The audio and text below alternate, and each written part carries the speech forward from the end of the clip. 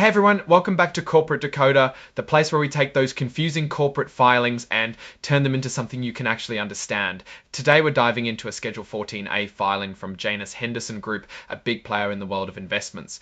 And before you switch off thinking this is going to be dull, let me tell you it's more interesting than watching your portfolio on a roller coaster. It's a proxy statement, which means it's all about who's in charge and how much they get paid. We're looking at Janus Henderson's proxy statement. That means it's time for their annual shareholder meeting where they vote on important stuff like who gets to be on the board and whether they like how the executives are getting paid. It's like a school election, but with way more money at stake.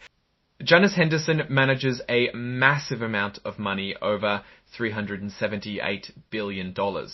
That's a lot of responsibility and a lot of potential for big profits or big losses. They also employ over 2,000 people across 25 offices around the world. They invest in many different things, so lots of people trust them with their money. Scrolling straight from our Cobb Chess Crystal Board chat, John Cassaday is saying that Janus Henderson had a strong year. They improved their financial results, their investments did well, and they even managed to bring in new money from clients after a couple of rough years. He talks a lot about 3 strategic pillars: protect and grow, amplify strengths, and diversify. It sounds like they're trying to play it safe, while also finding new ways to make money. He also mentioned MVP, which stands for Mission, Values, and Purpose, and that they are really focusing on their core values. He highlights one of their core values: execution supersedes intention. Basically, talk is cheap, and getting stuff done is what matters. He gives a particular example of their US intermediary business really took off, especially with exchange-traded funds, ETFs. Janus Henderson has become a big player in fixed income ETFs. It looks like they spotted a trend and jumped on it at the right time. Another example of making things happen. They bought Tabular Investment Management, which lets them get into the growing European ETF market. They figured out that if they want to keep up with their competitors, they need to be in Europe. Alright, let's talk about who the company wants you to vote for. These are the people who will be in charge for the next year and will guide Janus Henderson's operations and strategy. They recommend to vote for 11 directors. The proxy statement includes extensive descriptions of each nominee, so it's pretty important for shareholders to make informed decision for this vote. For example, Brian Baldwin, partner at Trane Fund Management, another nominee. It sounds like Baldwin is there to represent a major shareholder and help them make changes. Looking at the nominees, it is clear that the board has tried to cover all bases with people specialised in anything from asset management to legal M&A and even sustainability.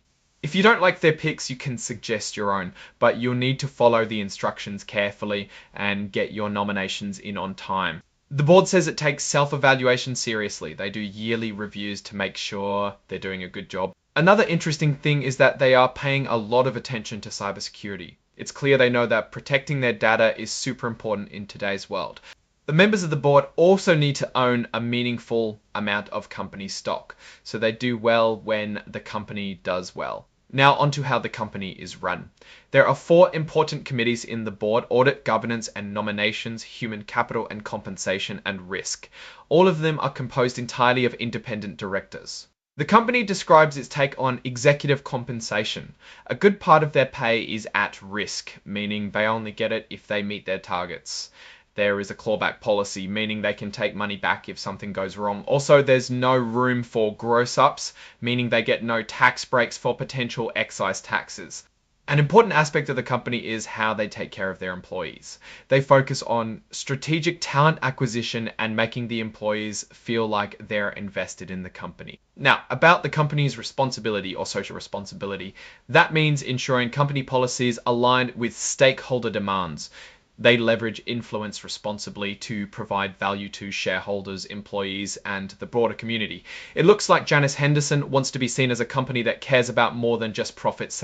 Alright, finally to the good stuff and important numbers. There's a vote on executive compensation, so we need to know the big numbers. Let's scroll to the compensation tables. Scroll on into our principal position clear. See the summary compensation table for 2024. It looks like Ali Dibaj, the CEO, made roughly $13.3 million. That's a lot of money. But you have to remember he is running a company that manages billions. Scroll Ali Quarterbepe scroll. They point out very specifically that his total was 95% at risk. So he gets paid very well, but only if things go well too. Now, looking at the other officers, they each made between $2-4 million each. They are also compensated mostly with stocks, so similarly to the CEO, their income depends on long-term price appreciation of Janus Henderson's shares. There's a table about pay versus performance. For those unfamiliar, it's a new type of table that the SEC is requesting. It's designed to give shareholders a clearer picture of how executive pay lines up with how the company is actually performing. For our company, there was 47.5% total shareholder return and $408 million in net income. So it sounds like a good year overall. Lastly, the CEO to median employee pay ratio is 81:1. Finally, there's not much to say about related party transactions. There aren't any significant conflicts of interest within the board or CEO and other parties as of today. Alright, wrapping things up. Basically, Janus Henderson seems to be on the right track after a few rocky years. Their financial performance is improving, they're making smart moves in the ETF market, and they're trying to build a stronger company culture. But there are always risks in the investment world. Market downturns, losing key people, or making bad investment decisions could all hurt the company. Plus, the competition in asset management is fierce, so Janus Henderson needs to stay on its toes. Still, it looks like the board and the executive team are focused on long-term growth and creating value for shareholders. I'd say Janus Henderson seems to be headed in a reasonable direction. Thanks for watching Corporate Decoder. If you like this video, hit that subscribe button and let me know what other corporate filings you want me to decode in the comments. Until next time.